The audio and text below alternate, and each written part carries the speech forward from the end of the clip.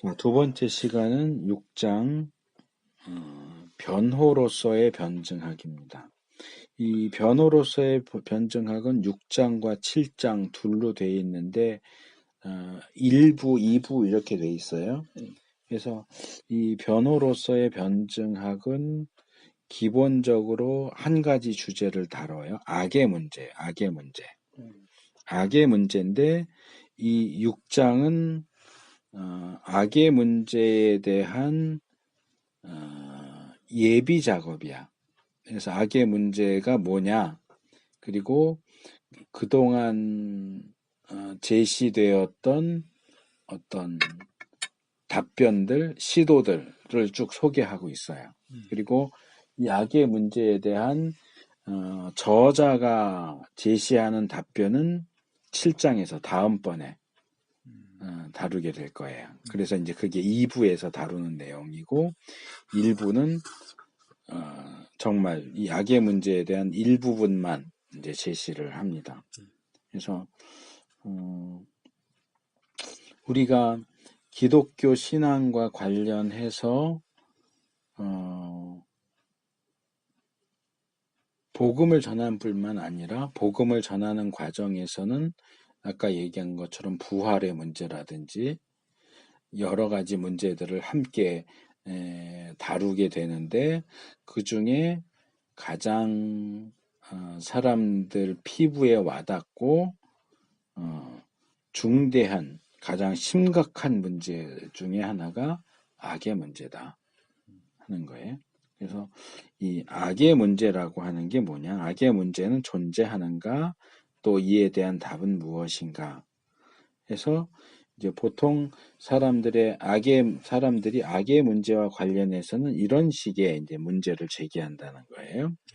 첫째, 제1명제, 하나님이 전능하시다면 악을 막을 수 있을 것이다. 전능하니까. 악을 막을 수 없다면 전능하지 않은 거지. 전능하시다면 악을 막을 수 있을 것이다. 둘째, 하나님이 선한 분이라면 악을 막기를 원하실 것이다. 결론, 하나님이 전능하시고 선하시다면 이 세상에는 악이 없을 것이다. 그런데 이 세상에는 악이 존재한다. 실제로 악이 존재한다는 것이. 그렇다면 최종 결론은 이 세상에 악이 존재한다는 얘기는 전능한 하나님, 선하신 하나님 역시 존재하지 않는다는 얘기다. 전능하고 선하신 하나님이 존재한다면 이 세상에 악이 없어야 하는데 악이 있는 걸 보니까 하나님은 전능하지 않거나 선하지 않거나 또는 존재하지 않는 거 아니냐. 이게 이제 일반적인 이 악의 문제에 대한 제시되는 내용입니다. 이건 이제 지금 이 논리는 좀 철학적인 측면에서 이 부분을 다룬 내용이에요. 철학적인 문제로 다룬 것이고 철학적인 문제가 아니고 좀 더 일반적으로는 여기 이제 이 표현이 나오죠. 230페이지 그 둘째 단에 주여 어째서 하나님 어째서 나에게 이런 일이 일어납니까? 뭐 예를 들어서 정말 열심히 믿는 사람인데 한 가족이 새벽기도 가려고 운전해서 가다가 사고가 나서 일가족이 다 죽었다. 왜 새벽기도 드리러 가는데 왜 사고가 나냔 말이지. 하나님 예배하고 기도하려고 가는데 그런 건 하나님이 막아주셔야 되지 않느냐. 어째서 이런 일이 일어납니까? 그래서 우리가 경험하고 보게 되는 그러한 악의 문제는 선하시고 전능하신 하나님의 존재와 매치가 안 되는 것처럼 보인다. 하나님을 믿는 데 있어서 굉장히 큰 장애물이 된다는 이 악의 존재가. 그래서 앞에서 소개했던 반기독교 철학자인 월터 카우프만은 언제나 이 악의 문제가 기독교에 대한 가장 강한 반박이다 라고 이야기했다는 것이죠. 이 사람은 개인적으로 유대인 대학 살 때 가족을 잃었다. 그러니까 뭐 이런 사람들 많죠. 뭐 엘리 위젤이라든지 빅터 프랭클이라든지 다 유대인인데 이 나치 박해에서 죽다가 살아난 사람들. 그런 사람들이 하나님이 계시다면 어떻게 우리 유대인들이 이렇게 몰살당하는 일이 일어날 수 있습니까? 라고 질문을 던지. 그것도 악의 문제지 결국. 그래서 그에게는 악의 실제가 널리 퍼져 있는 신에 대한 믿음에 반대한 완전한 반박이었다. 이 악의 문제에 대해서만 제대로 답변을 할 수 있다면 많은 불신자들이 하나님께로 돌아올 수 있게 할 수 있을 텐데, 우선 결론적으로 말하면 이 문제에 대해서 우리가 답을 할 수 있느냐, 답이 있느냐, 그 답을 악의 문제에 대한 해답을 어떻게 이해하느냐에 따라 좀 차이가 있는데, 이 저자는 전제로 이렇게 하고 있어요. 231페이지 첫째 단에 어느 누구도 하나님의 주권, 그의 선하심 등과 악을 이론적으로 완전히 만족스럽게 설명할 수 없다. 그러니까 이 부분에 대해서 우리가 완벽한 답을 내놓는 것은 불가능하다. 이게 저자의 기본적인 입장이에요. 그래서 이 일부에서는 그동안 많은 사람들이 악의 문제를 해결하려고 고민하고 노력하면서 제시했던 답변들이 어떤 것들이 있고, 그게 어떤 문제가 있고 어떤 부분이 장점이 있고 어떤 부분이 단점인지 그것들을 쭉 소개를 하고 있고, 2부로 넘어가면 이제 나름대로 답변을 시도하는 거죠. 내 답이 정답이다 그렇게 얘기할 수 없다는 거야. 그냥 시도하는 거야. 그래서 그런 시도 가운데 하나, 이제 제이 아담스라는 사람. 이 제이 아담스는 목사이고 학자이고 상담이나 몇 가지 설교 이런 부분에 있어서 꽤 영향력 있는 책을 쓰는 사람이에요. 우리나라에도 이번 책이 꽤 많이 번역되어 나와 있고, 특별히 상담에 있어서 성경적인 상담, 성경에 근거해서 상담하는 것을 굉장히 강조하는 몇 안 되는 사람 중에 하나예요. 근데 이제 이 제이 아담스라고 하는 학자가 위대한 증명이라는 책을 써서 이 악의 문제를 성경적으로 어떻게 답변을 할 것인가 하는 것을 다뤘다는 것이. 그래서 이 책의 저자와 제이 아담스는 서로 동료이고 친구이고 서로 존중하고 사랑하지만, 이 책의 내용 가운데서 요건 좀 그런데 하는 것이 있다는 거지. 그래서 이 제이 아담스는 이 프레임이 볼 때는 이렇지도 않을까, 이렇게 하는 걸 싫어하는 것처럼 보인다는 거야. 그러니까 지금 프레임의 입장은 악의 문제에 대한 정답을 제시하는 건 불가능하다라고 했는데, 제이 아담스는 가능하다라고 보는 것 같다는 거지. 그래서 성경에 특별히 로마서, 이 뒤로 넘어가면 로마서 9장 17절에 근거해서 악의 문제에 대한 확실한 답변을 제시하고자 하는데, 대부분의 이 악의 문제를 다루는 저자들이 성경에 집중하기보다는 다른 어떤 철학적이고 논리적이고 경험적인 측면에서 악의 문제를 다루어 왔기 때문에, 아담스가 성경의 기초에서 이 문제에 대한 답변을 제시하고자 한 것에 대해서는 굉장히 긍정적으로 보지만, 이것이 과연 정답일까? 이것을 절대적인 답변으로 제시할 수 있고 받아들일 수 있을까에 대해서는 의문이 있다 하는 거지. 그래서 아담스가 주장하는 건 이거예요. 232페이지 첫째 단 밑에서 셋째 줄.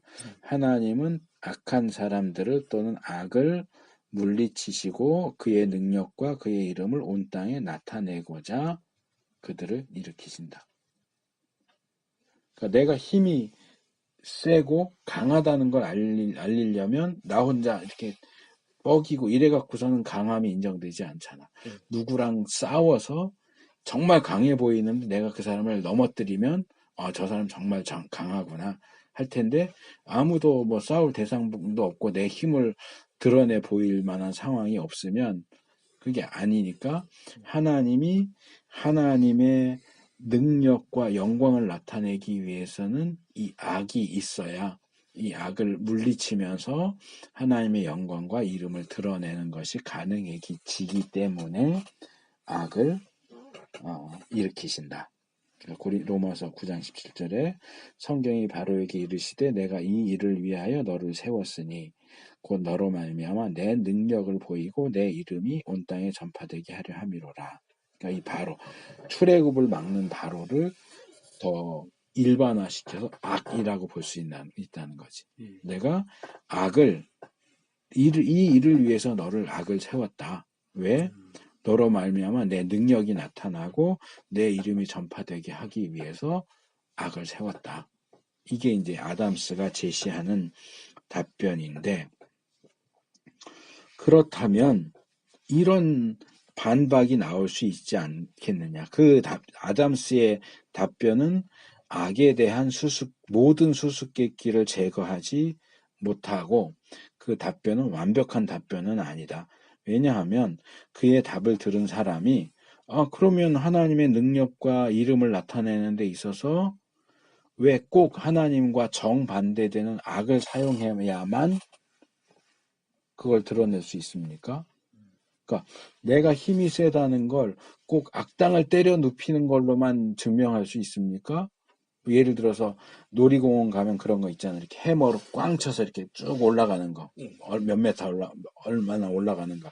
그런 걸로도 얼마든지 힘 세다는 걸 증명할 수 있을 텐데 굳이 악당이 출현하고 그 악당을 때려 눕히는 방식으로만 능력을 입증할 수 있는 건 아니지 않느냐. 이렇게 하나님이 자신의 선하심과 모순됨이 없이 자신의 능력을 나타내는 것이 불가능하냐? 그러면 그것도 전능하지 않은 거 아니냐? 이렇게 이제 반박하는 게 가능하다 하는 거죠. 그래서 조심스럽게 계속 얘기하죠. 이 아담스의 이 책은 그 부분에 대한 훌륭한 공헌이기는 하지만 정답은 아니다. 정답은 아니고 여전히 문제는 남아있다. 그래서 이 문제를 풀어가는 데 있어서 우리가 취할 수 있는 방법 두 가지를 먼저 제시를 하는데 첫째는 성경에 초점을 맞추라는 거예요. 이 문제를 성경을 가지고 풀어나가는 것이 필요하다. 그래서 이 책의 저자는 나는 이 성경이 이 문제에 대하여 무엇을 가르치는가에 초점을 맞추려고 한다. 그러니까 이 부분은 2부에서 다루게 될 거예요. 악의 문제와 관련해서 성경이 뭘 얘기하는가는 2부에서 본격적으로 다루게 될 거고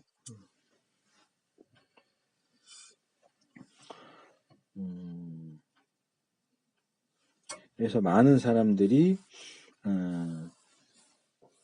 성경을 가지고 악의 문제를 다루는 일을 잘 하지 않는데 왜 그러느냐? 사실은 하나님을 믿지 않기 때문이다. 성경을 하나님의 말씀으로 믿지 않기 때문에 성경을 있는 그대로 가져와서 성경을 가지고 악의 문제를 풀려고 하지 않는 거다. 성경을 사용한다고 하는 사람들 가운데도 대부분은 그런 성경의 내용을 변조시켜서 변경시켜서 사용을 하는데 그거는 올바른 방식은 아니다. 그 중에 하나가 이제 과정신학자, 이것도 이제 현대의 신학 조류 가운데 하는데 이건 하나인데 이건 좀 설명하기가 좀 어려운 복잡한 입장이긴 한데 그냥 용어만 일단은 익혀두시고 과정신학을 하는 학자들은 오른쪽 페이지 가서 우리가 하나님의 최고의 능력과 주권을 부정하게 될 때 비로소 악의 문제가 해결될 수 있다라고 주장을 해요. 무슨 얘기냐 하면 하나님이 악을 완전히 막지 못하기 때문에 그런 일이 발생한다. 이 세상에 악이 존재하는 이유는 하나님은 선하셔. 그래서 악을 막고 싶어. 원하기는 하는데 능력이 다 못 따라. 능력이 모자라서 악을 미처 다 막지 못했기 때문에 이 세상에 악이 존재한다. 그러니까 하나님의 전능하심을 희생시켜서 악의 존재를 증거하고자 하는 것이 과정신학자들의 입장이고, 요 뒤에 이제 240페이지 가면 이 내용이 조금 더 자세하게 나오는데, 내가 대학 때 읽었던 책 중에 해롤드 쿠시너라는 사람이 쓴 책이 있어요. 여기 240페이지 가면은 소개되고 있어요. 거기 240페이지 넷째 줄에 보면 해롤드 쿠시너, 이 사람이 유대 랍비예요. 유대 랍비인데 When bad things happen to good people, 그래서 좋은 사람들에게 나쁜 일들이 일어날 때, 우리나라 말로도 번역이 꽤 오래전에 나왔는데 조금 다르게 번역이 되긴 했어요. 그래서 내가 대학 때 그 제목이 딱 마음에 와닿아서 읽었는데, 이 사람이 유대 랍비인데 아들이 아론이라는 아들이 있어요. 근데 희귀병에 걸렸어. 조로증이야. 빨리 늙어. 조로증에 걸렸어. 그러니까 10살쯤 되면은 한 40살 정도 상태가 되는 거야. 그래서 자기 그 아들의 문제를 가지고 고민하면서 이 책을 썼어. 그리고 이 책의 결론은 뭐냐? 하나님은 선하시다. 하나님의 백성들에게 악한 일이, 나쁜 일이 일어나지 않기를 원하신다. 그런데 왜 우리에게 나쁜 일들이 일어나느냐? 하나님이 그 나쁜 일들을 모두 막아주실 수 없기 때문이다. 하나님의 전능을 희생시키는 거야. 하나님의 전능하심을 희생시켜서 악의 존재를 주장하는 게 그 해롤드 쿠시너, 유대인 랍비인데 그런 주장을 해요. 그 책에서. 그래서 야, 이거 참 심각하다 그랬는데, 이 과정신학자들도 역시 그런 식의 비슷한 주장을 하고 있다. 그런데 이렇게 다시 235페이지 둘째 단으로 와서, 그러나 성경의 가르침을 변조할 경우 우리는 얻는 것보다 잃는 것이 더 많다. 하나님의 주권을 부정해서 악의 문제를 진정으로 해결할 수 있겠느냐? 그런 하나님, 우리에게 오는 악한 나쁜 일들을 미처 다 막아내지 못하는 능력이 부족한 하나님을 믿고 싶겠느냐? 쉽게 말하면. 그런 하나님을 믿을 필요가 있겠느냐? 그런 하나님은 성경이 말하는 하나님이 아니다. 사람들의 머릿속에 있는 하나님이지 성경이 말하는 하나님은 그런 하나님이 아니다. 그래서 이 악의 문제를 해결하는 데 있어서 사실상 쉬운 방법은 없다. 근데 성경의 가르침을 변경시키고 훼손시키면서까지 그런 해답을 제시하려고 하는 것은 피해야 되지 않겠느냐. 그리고 우리가 누구라고 성경이 말하는 하나님에 대해서 그것을 뜯어 고칠 수 있다고 생각을 하냐 하는 얘기가 이제 236페이지에 쭉 나오죠. 무슨 자격으로? 학위와 학문적인 지위를 가지고 하나님에 대한 성경적인 가르침을 뜯어 고칠 수 있느냐? 말도 안 된다. 그래서 거기 제일 밑에 단에 현대인들은 기독교의 가르침이 수정될 필요가 없음을 마음에 분명히 새겨둘 필요가 있다. 소설가면 자기의 소설이 마음에 안 든다고 뜯어 고칠 수 있겠지만 중력의 법칙이 불편하다고 해서 중력의 법칙을 뜯어 고칠 수 있느냐? 그건 불가능하다.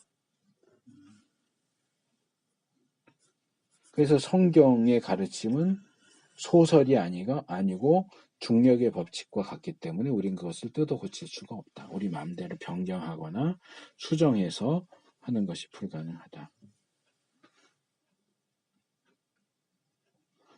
그 다음에 이제 두 번째는 성경에 초점을 맞춰서 이 문제를 풀어야 한다 하는 것과 두 번째는 성경에 나오지 않는 것, 성경이 말하지 않는 것을 가지고 이 악의 문제에 대해서 답변하는 내용들이 있어요. 그래서 우리가 꼭 성경에 나오는 문제만, 나오는 내용만 얘기해야 되는 건 아니죠. 내가 지난번에 하면서 그 얘기 내가 한 것 같은데, 담배. 예를 들면 성경에 담배 안 나와요. 그렇다고 해서 우리가 담배에 대해서 교훈을 줄 수 없느냐? 그렇진 않다는 거죠.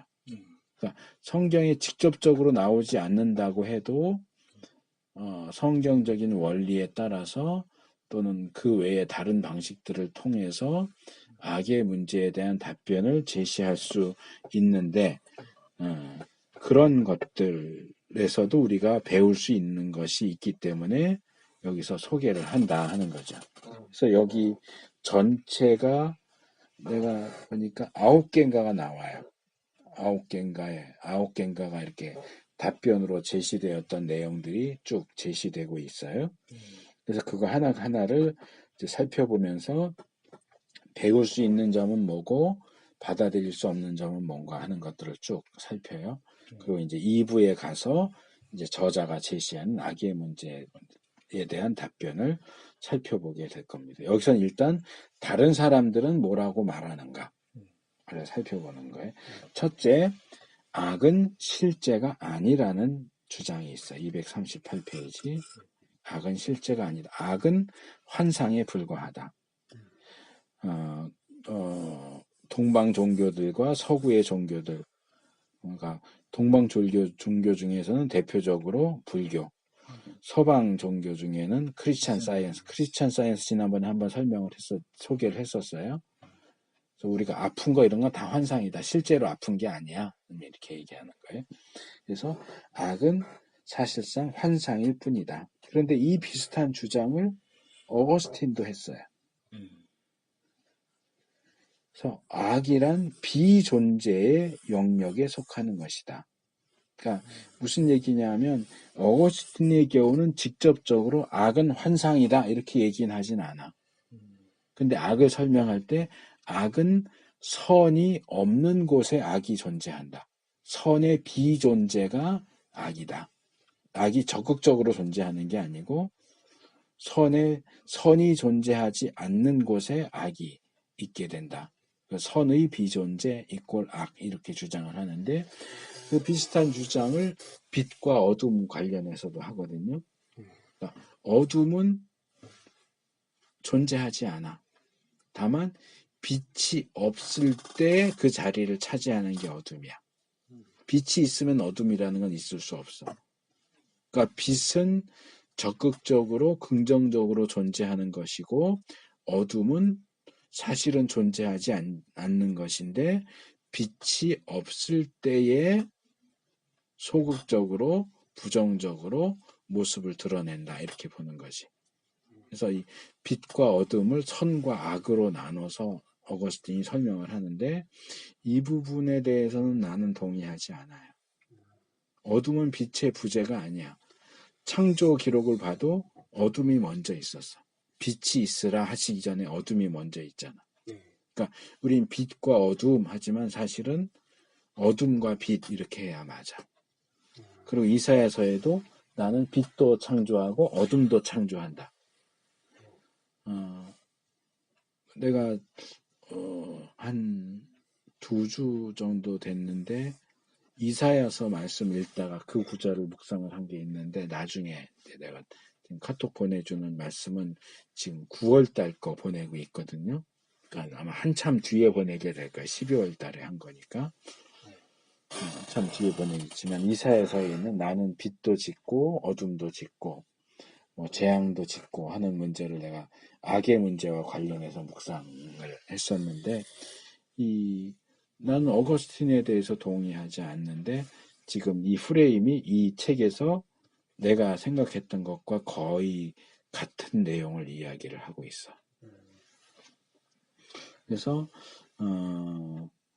어거스틴은 악이 환상이라고까지 말하지는 않고 다만 선한 존재가 있어야 할 곳에 그것이 없음을 의미하는 결여, 부족이라고 불렀다. 그는 하나님으로 하여금 책임을 모면케 하라고. 악에 대한 책임. 하나님이 선하다면 왜 악이 있어요? 하나님이 전능하다면 왜 악이 있어요? 이 세상에 악이 있는 건 하나님 책임이에요? 라고 할 때, 아니야, 이 세상에 악이 있지만 그건 하나님 책임이 아니야. 라고 말하기 위해서 이 개념을 사용을 했어요. 그리고 실제로 조직신학에서도 이건 굉장히 강력하고 끈질긴 주장이에요. 하나님은 악의 근원이 아니다. 그러면 악의 근원이 뭔데? 그럼 답을 못해. 답을 못하면서도 하나님은 악의 근원이 아니야는 굉장히 줄기차게 주장을 하는데 나는 그 주제를 조직신학적인 관점보다는 성서신학적인 관점에서 그 이사야서를 묵상을 하면서 이제 글을 썼었어요. 그래서 하나님은 모든 존재를 창조하셨지만 비존재에 대해서는 책임이 없으시다는 것이다. 그러나 이러한 설명은 매우 부적합한 것이다. 악을 환상이라고 생각할 아무 이유가 없다. 이건 사실상 말장난이다. 이게 악이 실제가 아니고 그냥 환상이다라고 한다고 해도 이런 반박이 가능하죠. 그러면 하나님이 선하신 분인데 어떻게 우리에게 이렇게 아프게 느껴지는 환상을 주실 수가 있어? 이렇게 말할 수 있는 거죠. 그래서 어거스틴의 견해는 성경적인 것은 아니다. 성경은 여기 첫째 줄에 오른쪽 페이지 첫째 성경의 관점이 지닌 큰 장점 중에 하나는 고통하는 사람들과 만장난을 하지 않는다는 것이다. 너 지금 굉장히 힘들지? 사실은 그거 가짜야. 환상이야. 이런 식으로 만장난하지 않는다는. 고통의 존재를 인정해. 악의 존재를 인정해. 다만 그 근원에 대한 정답을 우리에게 제시해 주지 않지만 말장난은 하지 않아. 그러니까 어거스틴이나 불교나 크리스찬 사이언스에서 하는 것은 사실상 말장난에 가깝다. 악은 환상에 불과하다. 실제가 아니야.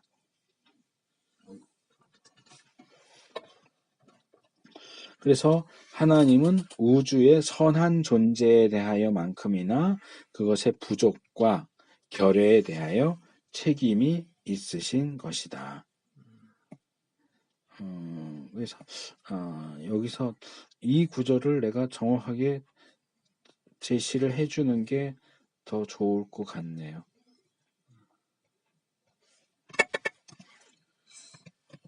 이사야의 그 말씀.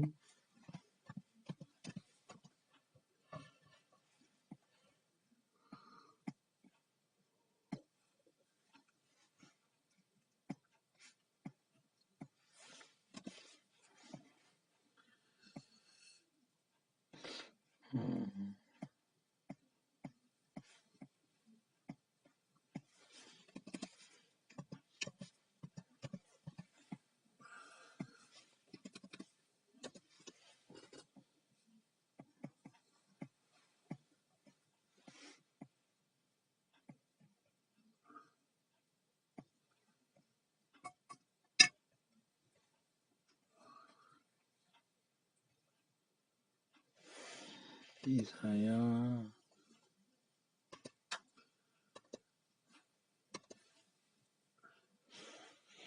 여기 안 나오네.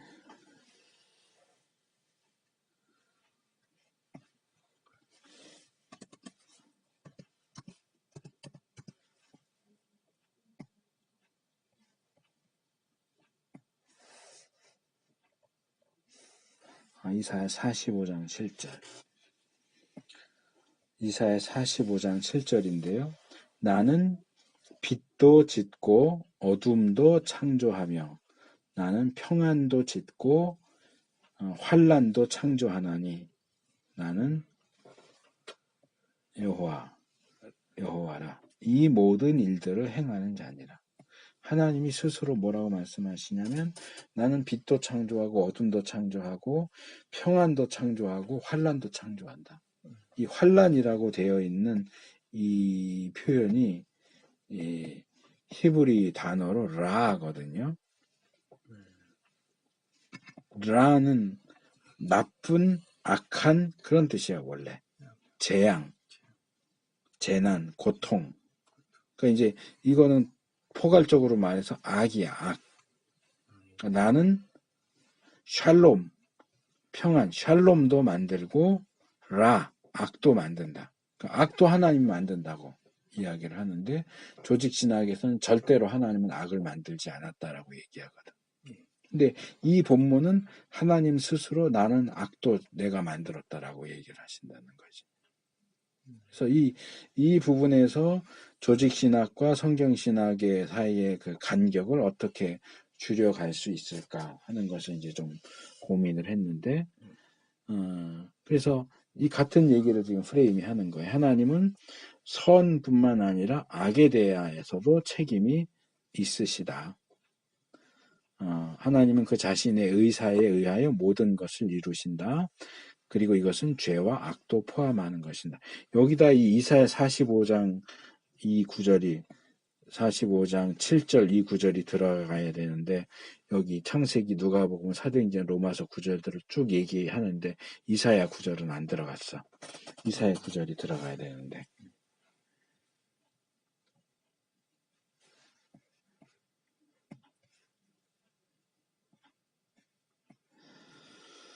자, 그래서 악은 실제가 아니고 환상이다 하는 주장은 비성경의 주장이다.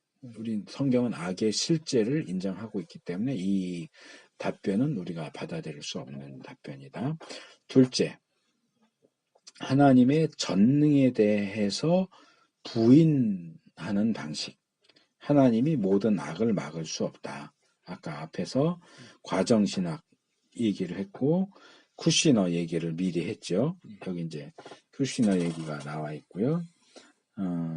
하나님은 최선을 다하시지만 모든 악을 극복하실 수 없기 때문에 그렇게 하시지 않는다. 그렇게 하지 않는다가 아니고 사실은 그렇게 하실 수 없다는 것이. 전능하시지 않다.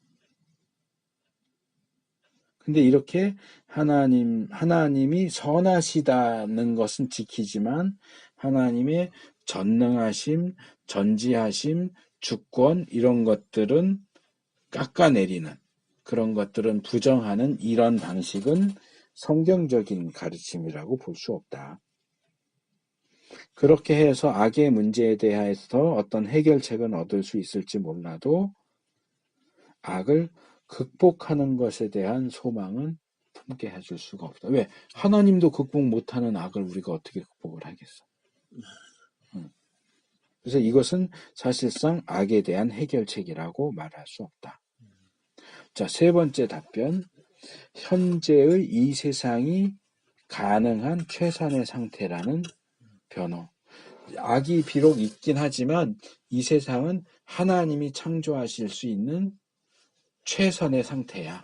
이게 이제 철학자인 라이프니츠 같은 사람이 얘기하는 거예요. 자, 이 세상이 모든 악에도 불구하고 하나님이 창조하실 수 있는 최선의 것이다. 라고 주장을 해요. 왜 그러냐 하면 어떤 악들은 선한 결과를 이루기 위해서 필수적이기 때문에. 그래서 여기 예를 들어서 고통당하는 사람들에 대한 동정이 있기 위해서는 고통이 있어야지. 고통받는 자가 있어야지. 고통받는 사람이 없다면 동정하는 것도 불가능하기 때문에 동정이라고 하는 선한 요소가 있기 위해서는 고통이라고 하는 부정적인 요소도 있어야만 한다. 그렇기 때문에 더 큰 그림, 그 선한 것들이 존재하기 위해서는 그 배경적인 부분에서 악한 것들이 어쩔 수 없이 있을 수밖에 없다. 그래서 하나님도 이런 원칙을 넘어설 수 없기 때문에 그런 원칙 하에 이 세상을 지금과 같이 만드신 것이다 라고 주장을 하는데, 이 부분에 있어서 하나님 자신이 정한 원칙을 지키신다 하는 부분은 받아들일 수 있지만, 과연 완전한 세상이 되기 위해서는, 선한 것들이 있기 위해서는 악도 반드시 있어야 된다 하는 것이 성경적인 가르침이냐 하는 문제가 생겨요. 고통이 없으면 동정이 과연 없을까 하는 질문인 거죠. 근데 이제 여기서 중요한 것은 최초의 창조 상태, 인간 타락 이전의 창조 상태, 그리고 예수님 재림 이후의 최후의 상태에는 악이 없지만 선이 존재한다는 거예요. 어떻게 악이 없는데 선이 존재하는지는 알 수 없지만, 설명이 불가능하지만, 타락 이전의 세상도 재림 이후의 세상도 악은 없지만 얼마든지 완전하고 선하다. 그렇기 때문에 이 세상도 그런 이유 때문에 악이 있을 수밖에 없다라고 하는 주장을 성경적인 주장이라고 받아들이기 어렵다. 그리고 또 하나는, 하나님의 창조는 반드시 완전한 창조만을 의미하느냐. 하나님 완전한 존재니까 하나님 만드시는 건 다 완전하냐? 그렇지 않다. 그건 하나님 마음이다. 아담이 완전한 존재로 창조됐다면 타락을 안 했겠지. 그걸 보면 아담도 하나님이 창조하시고 보시기 좋았다라고 했지만 완전하게 창조하시진 않았다. 어떤 이유에서 완전하지 않게 창조하셨는지는 우리로서는 알 수 없지만, 결과적으로 볼 때 하나님이 아담을 완전한 존재로 창조하지 않으신 건 맞다. 그리고 아담을 만드신 후에도 아담이 혼자 있는 게 좋지 않다, 나쁘다 라고 했다는 얘기는 아담이 완전하지 않다는 얘기지.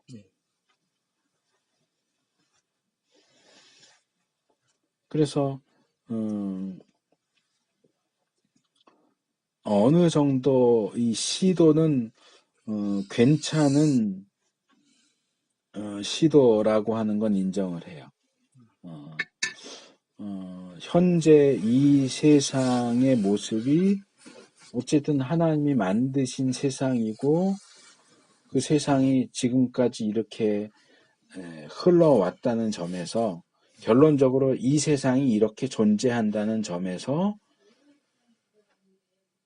그게 하나님의 뜻이고, 또 하나님이 그렇게 이런 상태로 만드셨다는 건 인정을 해야 되지 않겠느냐라고 이제 이야기를 하는데, 나는 조금 생각이 달라요.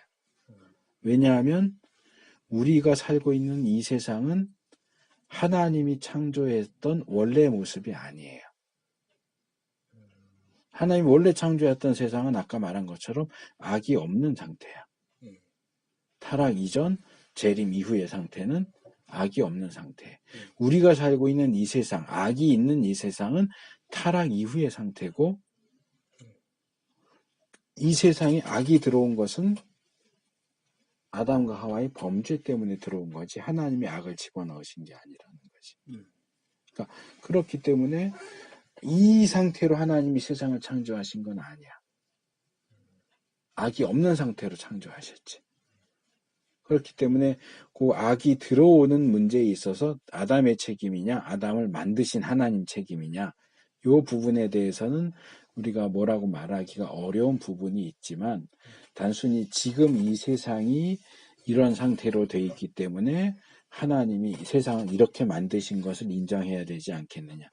나는 하나님이 이 세상을 이렇게 만드셨다고 생각하지 않아. 악이 없는 상태로 만드셨지. 그리고 인간의 범죄로 인해서 요 모양 요 꼴이 된 거지, 하나님이 처음부터 요 모양 요 꼴의 세상을 만드신 건 아니기 때문에 그 부분은 구분을 해서 볼 필요가 있다. 다만 하나님은 이 세상을 완전하거나 불완전하게 하거나 어떤 상태로든 하나님의 주권적인 뜻에 따라 만드실 수 있다는 것은 사실이다. 그래서 이제 조금 관련이 없어 보이는 주제이긴 하지만 이 창조과학회랑 연결해서 창조론, 진화론 얘기할 때 많이 이야기되는 게 젊은 지구론이에요. 그러니까 과학에 의하면은 이 지구가 수억 년, 뭐 몇백만 년 전 이렇게 올라가잖아. 화석이나 이런 거 보면. 근데 성경을 보면 지구가 그렇게 나이가 많이 든 것처럼 보이지 않는다는 거지. 그래서 아담부터 시작되는 족보를 볼 때도 한 6천 년? 이제 그렇게 계산하는 건 사실은 올바른 방식은 아니지만 이 미국 창조과학회가 좀 세대주의적인 그런 영향력 아래 있기 때문에 그런 입장을 취해요. 그러다 보니까 지구는 기껏해야 6천 년 정도밖에 안 됐지 몇백만 년 이렇게 된 게 아니야. 젊어. 그렇게 늙지 않았어. 그래서 한국 창조과학회도 젊은 지구론을 굉장히 열렬하게 주장을 한단 말이야. 근데 나는 거기에 대해서 다르게 생각을 해요. 왜 하나님이 창조를 처음부터 유아 상태로 창조했다고 생각하느냐 이거지. 늙은 지구 상태로 만들 수도 있잖아. 그 근거가 뭐냐면 아담과 하와의 창조예요. 자, 하나님이 아담과 하와를 창조하셨을 때 몇 살짜리로 만드셨을까?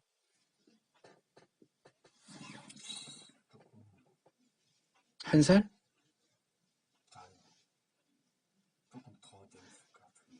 정확히 말할 수는 없지만 최소한 10대 이상. 그치? 그러면 만들어진 지 하루밖에 안 됐지만 아담을 보면 10년 된 애야. 10년 된 애로. 실제로는 하루밖에 안 됐지만 10년 된 상태로 만드실 수 있다는 거지. 그러니까 완전한 상태나 불완전한 상태나 하나님 어느 쪽이든 하나님이 마음대로 만드실 수 있다 하는 얘기와 연결해서 인간 창조를 그렇게 10살짜리 또는 20살짜리 지금 만든 지 1시간도 안 됐는데 20년이 된 것처럼 그런 상태로 만들 수 있다면 지구도 아예 처음 만들었을 때 1살짜리였다라고 주장해야 될 확고한 이유가 없다는 거지. 만들 때 오래된 상태로 만들었을 수도 있다는 거지. 그걸 구태여 문자적으로 해서 지구는 6천 년 정도밖에 안 된 젊은 지구야라고 얘기할 필요가 없다는 거지. 자, 그래서 이 부분도 어느 정도 우리가 조금 받아들일 만한 부분이 전혀 없는 건 아니지만 그렇게 만족스러운 해답은 아니다. 자, 네 번째, 자유의지, 인간의 자유의지를 가지고 악을 변호하는, 악의 존재를 변호하는 주장이 있어요. 그래서 인간의 자유의지는 악의 존재를 불가피하게 한다. 그래서 인간이 자유의지를 가졌다고 하는 것은 이게 사실은 가장 중요한 논점이자 문제점인데 그 인간의 자유로운 선택은 심지어 하나님에 의해서도 통제되지 않는다. 하나님 손을 벗어나 있다. 인간의 자유의지는.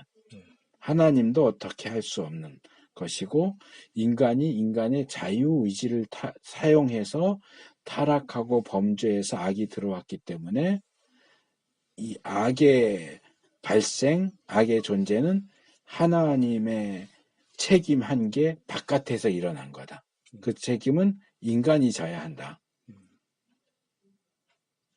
그래서 이 부분은 하나님의 선하심을 타협시키지 않고 인간의 자유 의지와 악의 발생을 연결시켜주면서 하나님을 악의 근원 또는 악에 대해서 책임 있는 분이 아니라고 주장한다는 장점을 가지고 있어요.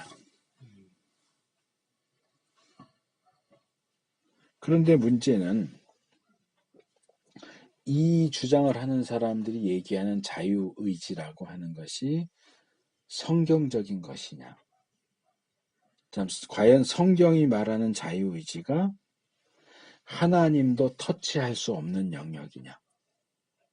그게 아니라는 거지. 이것도 내가 지난번에 한번 자유의지를 얘기하면서 그렇게 설명한 적이 있어요. 물고기는 물 안에서 얼마든지 자유롭게 움직일 수 있어. 앞으로 갈 수도 있고 뒤로 갈 수도 있고 수면 가까이 갈 수도 있고 깊숙이 내려갈 수도 있어. 근데 그 자유를 지나치게 주장하면서 나는 물 밖에 나갈 거야. 그래서 물고기가 물 밖에 나오면 정말 자유하게 될까? 죽게 되지. 인간의 자유는 하나님의 주권이라고 하는 물 안에서 자유의지지 하나님의 주권을 떠나서 하나님의 주권 바깥으로 나가서는 자유의지라고 하는 것도 존재하지 않는다는 거지. 그럼 죽는 거지. 근데 이 주장을 하는 사람들은 인간의 자유의지가 하나님의 주권이라는 물 바깥에서도 물고기가 살 수 있다라고 주장하는 거랑 똑같다는 거야. 근데 성경이 말하는 자유의지는 그런 게 아니야. 하나님도 터치할 수 없는 절대적인 자유의지라는 건 없어. 인간의 자유의지는 하나님의 주권의 바운더리 안에서 그 한계 안에서의 자유의지인 것이지 하나님의 주권을 벗어난 인간만의 자율적인 자유의지라고 하는 건 성경이 이야기하지 않아. 그래서 인간의 모든 자유의지 심지어는 악을 선택하는 부분에 있어서도 하나님의 주권과 또 예정과 선택과 섭리가 작용하기 때문에 일단 이 주장이 전제로 삼고 있는 그 자유의지라고 하는 것 자체가 성경적인 가르침과 맞지 않는다.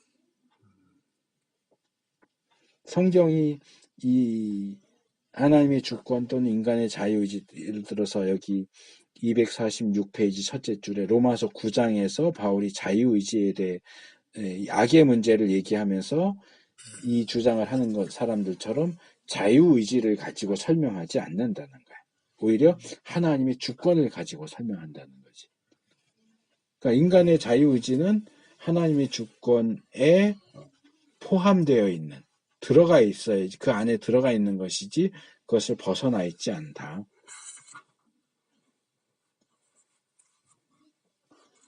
이것은 사실 굉장히 이 하나님의 주권과 인간의 자유의지 문제는 아직까지도 풀리지 않은 굉장히 어려운 문제인 것은 사실이에요.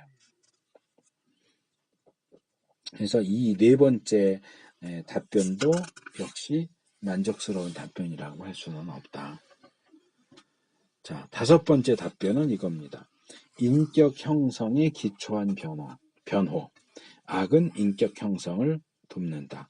이제 속사도인 이레니우스가 이 주장을 먼저 했기 때문에 이 주장을 하는 사람들을 이레니안, 그러니까 이레니우스주의자 이런 식으로 이제 부르기도 하고, 근대로 넘어오면 존 히크, 이 사람 이제 종교 다원주의자인데 이 사람에 의해서 새롭게 주장이 되면서 신변호설, 데오디시를 보통 신정론이라고 그래요. 그러니까 하나님의 통치를 변호하고 정당화하고자 하는, 그러니까 욥기가 신정론의 대표적인 얘기지. 하나님이 욥에게 고난을 주시는 게 정당한가? 선한 사람이 고통을 받는 것이 정당한가? 그런 일을 행하시는 하나님은 과연 옳은가? 이 신정론. 그래서 악에 대해서 인격 형성을 가지고 설명을 하죠. 뭐냐 하면 이거예요. 인간은 도덕적으로 미성숙한 상태로 창조됐다. 이제 불완전하게 창조된 거지. 그래서 그가 성숙하게 돼 가는 데는 뭐가 필요하냐? 아픔과 고통이 필요하다. 악이 필요하다. 인간은 반드시 악을 통과해서 성숙하게 되어 있기 때문에 미성숙하게 창조된 인간과 이 세상이 성숙하기 위해서는 악이 반드시 필요하다. 이제 이것도 이제 반박이 가능하죠. 악을 통해서, 고난을 통해서 인격이 성숙해진다라고 하는 사실은 우리가 어느 정도는 인정할 수 있지만 반드시 그런 건 아니다. 그런 얘기 뭐 우리가 많이 접하게 되지만, 자, 태어나기를 어려운 환경에 태어났어. 부모님도 참 많이 힘들고 욕하고 때리고, 그러면 어려운 환경에서 자라난 아이는 다 악당이 되나? 아니면 이 주장대로 하면 어려운 환경을 통해서 다 인격이 성숙해지나? 그렇지 않거든. 이건 경우 따라 다르기 때문에 이것을 일반화시켜서 인격 성숙을 위해서는 악이 반드시 필요하기 때문에 하나님이 이 세상에 악을 두셨다. 이렇게 주장하는 것은 역시 비성경적이다. 또 성경은 아담이 뭐 완전하게 창조됐다라고 얘기하지도 않지만 미성숙하게 창조됐다고 얘기하지도 않아. 그렇기 때문에 아담이 미성숙하기 때문에 악이나 고난을 통과하면서 성숙하게 될 필요가 있었다라고 성경이 얘기하고 있지 않기 때문에 이 부분도 역시 성경적인 방식은 아니다. 더군다나 이 고난이라고 하는 것은 타락의 결과다. 원래 창조에는 고난이라고 하는 게 없었다. 그러니까 타락하지 않았어도 아담은 죄가 없는 세상에서 점점 더 성숙해질 수 있는 가능성이 있었다고 봐야겠지. 꼭 고난을 통하지 않더라도. 자, 6번째, 환경 이론에 기초한 변화다. 안정된 환경에는 반드시 악이 있다. 이 루이스가 고통의 문제라는 책에서, 이 책 번역도 나왔어요. 주장한 건데, 안정된 환경은 인간의 삶을 위해서 필요하다. 그런데 그 안정된 환경 속에는 악의 가능성이 존재한다. 자, 중력의 법칙은 우리의 삶을 안정되게 하지. 그러니까 그 우주 공간에서처럼 막 둥둥 떠다니고 그러면 그 우리가 우주 비행사 보는 것처럼 소변을 보거나 대변을 보는데도 문제가 생겨. 그렇지, 싸면 그냥 올라가 버리잖아, 소변이. 그러니까 소변, 대변 보는데도 문제가 있고 음식을 먹는데도 문제가 있어. 그래서 팩 같은 데 넣어서 이렇게 빨아먹잖아, 음식도. 유동식으로 해가지고. 그러니까 우리가 안정적이고 정상적인 삶을 살기 위해선 중력이라는 게 필요해. 근데 그 중력에는 필연적으로 부정적인 측면이 있어. 우리가 높은 데서 실수해서 떨어지면 다치거나 죽어. 그렇다고 중력이 없어야 되나? 중력을 없애야 되나? 자동차가 우리에게 편리하지만 자동차 사고로 또 많은 사람들이 죽어. 그러면 자동차가 필요 없어. 자동차 쓰면 안 돼. 이럴 수는 없잖아. 그런 식으로 우리의 삶에 도움이 되고 우리 삶의 안정을 위해서 필요한 것들은 부정적인 측면을 내포하고 있다. 이게 이제 루이스의 주장이에요. 그러다 보니까 우리 안정된 환경이 부수적으로 포함하는 악의 존재가 있을 수밖에 없다. 이게 이제 이 루이스의 주장인데 여기에 대해서도 반박할 수 있죠. 일단 기본적인 부분에서는 인정을 해요. 기본적인 부분에서는 인정을 하지만 여기 이런 질문이 있죠. 그러나 안정된 환경은 반드시 악을 만드는가? 그리고 그것은 악에 대한 충분한 원인이 되는가? 그것은 분명히 아니다. 하나님은 아담을 창조하셨고 그를 안정된 환경 속에 그러나 악과 아픔이 없는 가운데 두셨다. 지금 이제 뒤에서도 나오지만 계속 나오는 문제가 이거예요. 타락 이전의 창조 상태, 재림 이후의 최후 상태. 그거는 완전하고 선하지만 악이 없는 상태야. 그런 상태가 가능하기 때문에 이 삶에는 필연적으로 악이 있을 수밖에 없어라고 하는 주장이 힘을 못 쓰게 되는 거야.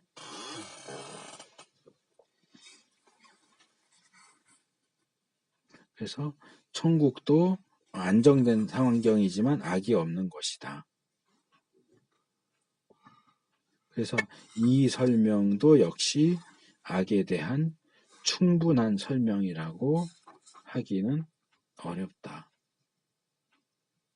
7번째, 간접적인 원인을 가지고 악을 설명하는 거예요. 그러니까 하나님은 악의 간접적인 원인에 불과하다. 이거 그 자유의지와 관련된 내용하고 비슷한 얘기죠. 근데 이제 이것은 우리 개혁주의 신학에서 많이 발견되는 답변이에요. 반틸이나 칼빈에게서 또 고든 클락 같은 사람에게서 발견되는 논리예요. 하나님은 악에 대한 직접적인 원인이 아니고 간접적인 원인이기 때문에 악에 대한 책임을 하나님께 돌릴 수 없다. 악이 존재한다는 거 인정한다.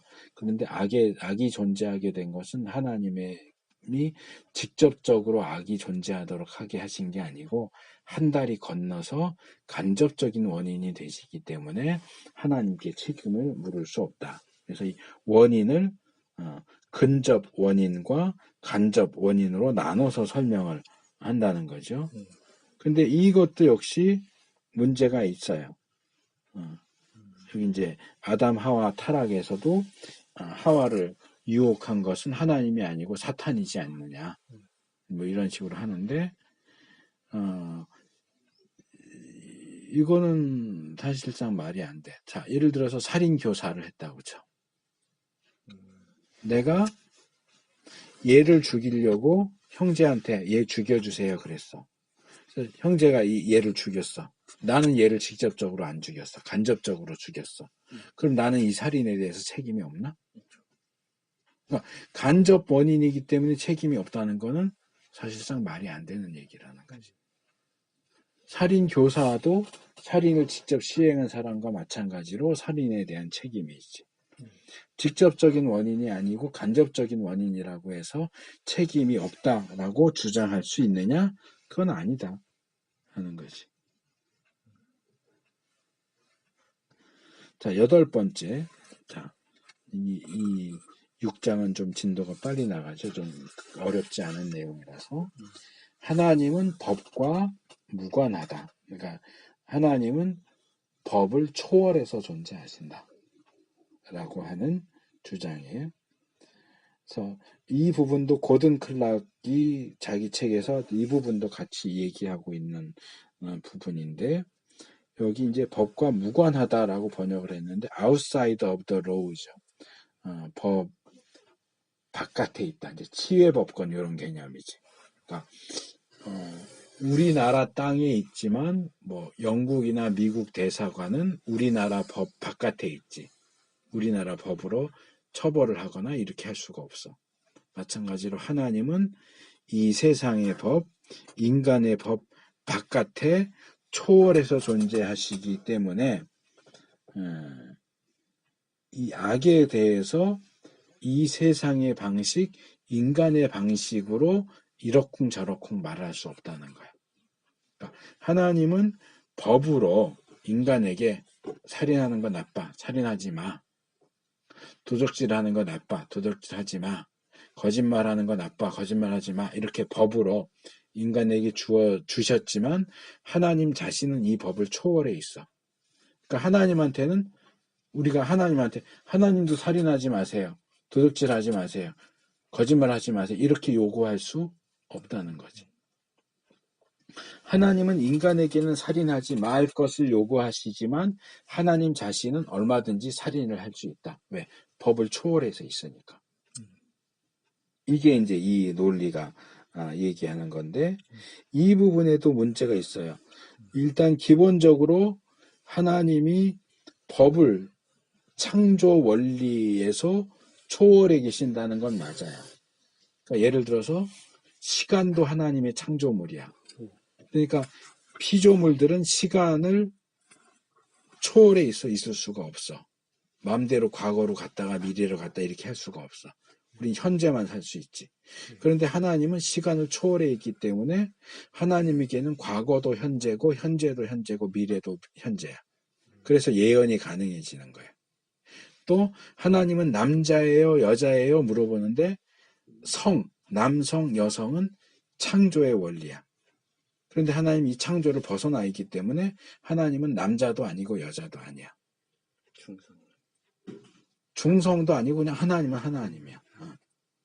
그래서 이게 초월적인 존재라고 하는 부분은 우리가 충분히 받아들일 수는 있어요. 그러나 하나님이 인간에게 살인하지 마라고 하는 것은 과연 인간에게만 해당되는 원리이겠느냐?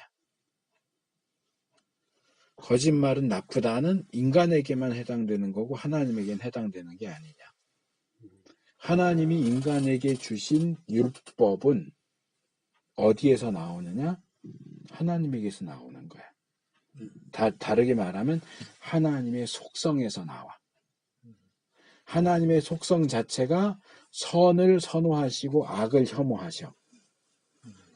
거룩하신 분이고 공의로우신 분이야. 남을 속이는 것은 하나님 자신에게 있어서도 있을 수 없는 일이야. 누군가를 죽이는 것도 하나님에게 있어서는 올바른 일이 아니야. 그렇기 때문에 우리가 하나님을 향해서 인간의 규범을 들이대면서 하나님도 그러면 이렇게 하지 마세요. 이거 하지 마세요. 이거 하지 마세요. 이럴 순 없지만 인간에게 주신 하나님의 법 자체가 하나님의 속성을 표현하는 것이기 때문에 이 하나님이 이 법과 완전히 무관하다고 말할 수는 없다. 그러니까 이런 부분은 보면서 배울 게 굉장히 많아요. 네. 이제 내용적인 측면도 배울 수 있지만 형식적인 측면도 배워야 돼. 뭐냐 하면 자, 논증을 한다고 할 때 상대방이 이건 이겁니다라고 얘기할 때 어떻게 이 주장의 장점이 뭔지를 파악하고 단점이 뭔지를 파악하고 이 주장을 어떤 방식으로 반박할 것인가 하는 샘플이야. 지금 여기 나오는 얘기들은. 다 장점도 얘기하고 단점도 얘기하고 반박하고 하잖아. 이런 방식으로 우리가 신학 작업도 변증도 그렇게 행해야 되는 거야. 그러니까 변증한다고 할 때 너 내 얘기 들어 처음부터 끝까지 1시간, 2시간 혼자 떠드는 게 아니고 대화도 할 수 있잖아. 그러면 믿지 않는 사람이 이건 지금 악의 문제, 악이 존재하는 거 하나님이 없다는 거 아니야? 이렇게 하면 왜 그렇게 생각하느냐? 너의 생각이 뭐냐? 얘기하라고 들어보고 그 사람의 주장이 허점, 인정할 수 있는 건 인정해주고 잘못된 것은 지적하고 그것을 요건 요렇기 때문에 네 주장은 받아들일 수 없다. 그냥 잘못된 생각이다. 이런 식으로 하는 그 방법도 배워야 돼. 내용만 배우는 게 아니고. 네. 그래서 이 부분에 있어서 지금 내가 얘기한 이 오른쪽 페이지 둘의 5째 줄 그러나 클락은 율법이 하나님의 성품을 반영한다는 개혁주의나 성경의 기본적인 가르침을 잊어버렸거나 또는 부정하고 있다. 율법은 하나님하고 무관하지 않아요. 하나님의 성품, 하나님의 속성, 하나님의 선호 이런 것과 무관하게 그냥 인간과만 관련된 내용이 아니고 하나님 자신도 그 부분에 대해서 어느 정도는 인정하시는 것들을 인간에게 하나님이 전혀 상관없는 것을 인간에게만 족쇄처럼 채우시는 게 아니라는 얘기예요. 그래서 그 마지막 단락 보면 하나님은 일반적으로 그가 우리에게 주신 것과 동일한 법들을 존중하신다. 거기에 얽매이는 건 아니지만 존중하신다. 그는 한 인간이 다른 인간을 살해하는 것 보시기를 싫어하시기 때문에 살인을 배제하시고 자신이 인간의 죽음을 통제하실 권리를 보유하려 하시려 하는 것이다. 우리는 성경이 그의 책임과 우리의 책임 간의 차이를 말하는 경우를 제외하고는 하나님 자신도 우리에게 주신 동일한 거룩함의 기준을 따라 행동하실 것을 확신할 수 있다. 또 하나의 문제가 있어요. 이 악의 문제와 관련해서 하나님이 우리에게 다른 사람을 괴롭히는 것을 금하신다면 왜 피조물들이 괴로움 당하는 것을 하고 계시느냐 하는 문제에 대해서도 답변이 불가능하다. 이 방법으로는 답변이 불가능하다. 자, 마지막 9번째입니다. 이건 좀 재밌는 건데 인신공격에 의한 변호예요. 이건 이건 뭡니까? 자, 이 세상이 악이 있는데 그 하나님 책임이고 하나님 문제가 있지 않아요? 라고 불신자들이 말할 때 한마디 딱 던져. 너는 뭘 얼마나 잘하는데. 너는 악의 문제에 대해서 뭐 어떡하는데. 너는 나쁜 놈 아니야? 넌 좋은 놈이야? 응? 이게 이제 인신공격에 의한 변호야. 너는 더 나쁘잖아. 넌 하나님만큼도 안 하잖아. 그러면서 네가 하나님 비난할 자격이 있어?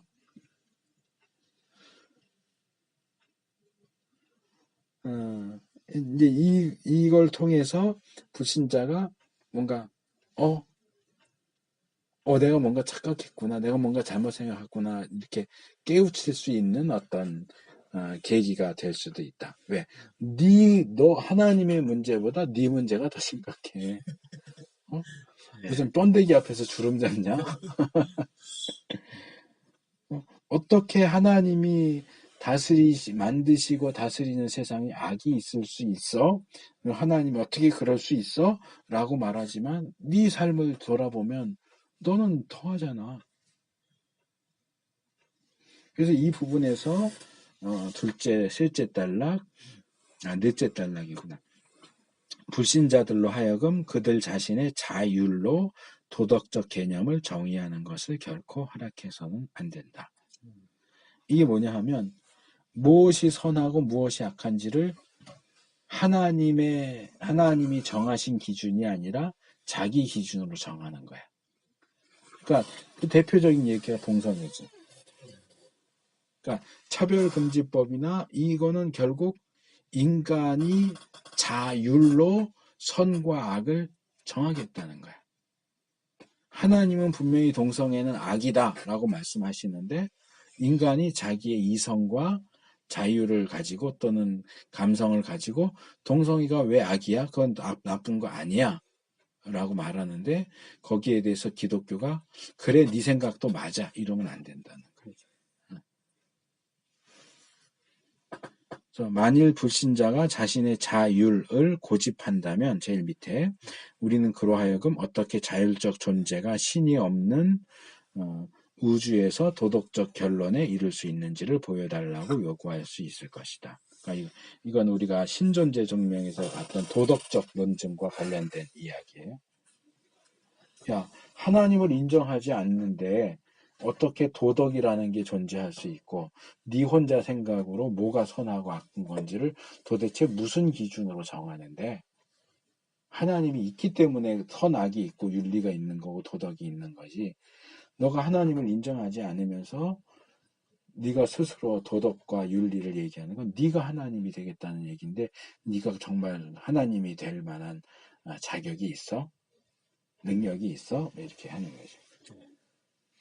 그래서 이것은 어떤 면에서는 가치가 있고 효과도 있을 수 있는 내용 방식이긴 하지만 악에 대한 답변은 아니다. 인신 공격적인 논쟁이다. 그래서 간단하게 말하면 어떻게 악의 존재를 설명하느냐 할 수 있느냐라고 묻는 불신자에게 너는 그거보다 더 심각한 문제가 있어 라고 답변하는 거다. 그래서 우리가 9가지 내용을 그동안 이제 제기되어 왔던 악의 문제에 대한 해결 시도, 답변 시도를 9가지로 살펴봤는데 어느 것도 사실은 만족스럽다라고 말하기는 어려워요. 대부분은 받아들일 수 없고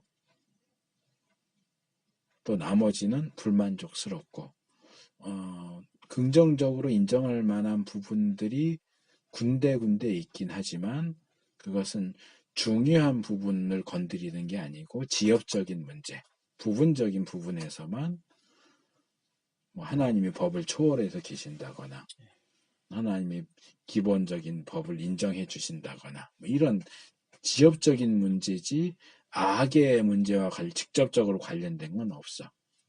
그래서 이제 그동안 인간들이 제시했던 악의 문제에 대한 답변들은 다 이런 방식으로 문제가 많다. 그래서 이제 다음 시간에 우리가 2부에서 성경의 근거에서 악의 문제를 우리가 어떻게 풀어갈 수 있겠는가 하는 이 프레임이 제시하는 내용을 우리가 추가적으로 살펴보게 될 겁니다. 그래서 오늘 6장 내용 여기까지 하도록 하겠습니다.